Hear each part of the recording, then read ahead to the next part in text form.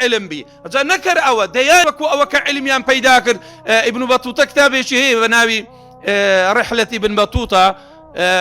رحلەکەی 27 ساڵی خایاندیە 27 ساڵی خایاندیە يعني دەڵێ لە جێی خۆم کە ڕۆیشتم تا گەویشتمەوە جێگای خۆم 27 ساڵم پێچوو هەرچی دیتیتی لەو ڕحلانەی خۆی لەو کتابە نووسیتوێ جا یەک شتان لەو باز دەکەم مەقتەعێکە من زۆر پێی معجەبم کە خوێندمەوە کتابە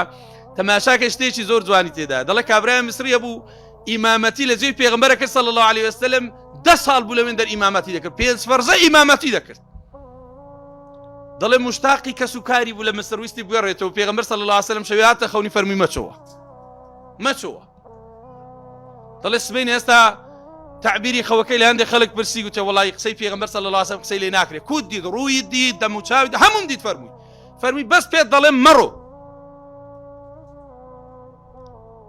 هەر جەزمی کرد کە بڕوا شەوی دووەمیش و شەوی سێمیش سبحان الله هەر پێغەمبەری لە خەو دیت صلی الله عليه وسلم فەرمووی مەڕۆ بەگوێی من بکە سێ جار ئەو خەوەی دیت هەر دانیشت کورە دیچی لەو ماڵ و منداڵەکەم کورە ئەوە خەو تعبیرات و تەفسیراتی لۆ خۆی کرد ڕۆی گەڕاوە لە بۆ میسر لە ڕێی وەفاتی کرد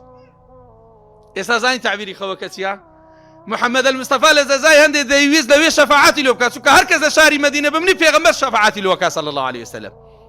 دانیشە لێرە هەندەت نەمایە بەڵام ئەو ئینسانە جاری وایە سەبری نابێ ئەبێ سەبر بگری بەرامبەر بە علم بەرامبەر بە زانست بەرامبەر بە فێربوون یعنی جاری وایە عەزیەتی خۆتە دەی بەڵام بەڕاستی ئینسانێک ئەگەر تامی چێژی علمی وەرنەگرت بی نازانی لەکنەوە ئینسانە چەندە باشە